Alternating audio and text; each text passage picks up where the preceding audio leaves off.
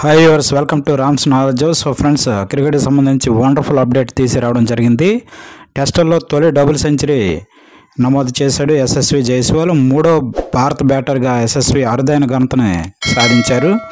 భారత బ్యాటర్ యశస్వి జైస్వాల్ అద్భుత ఇన్నింగ్స్తో అభిమానులను అలరించాడు.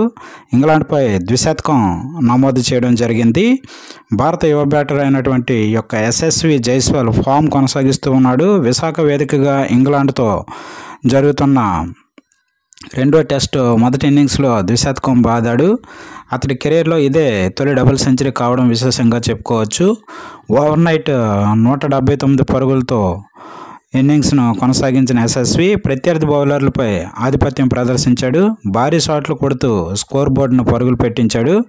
కేవలం 277 బంతుల్లోనే డబుల్ సెంచరీ మార్కును అందుకున్నాడు.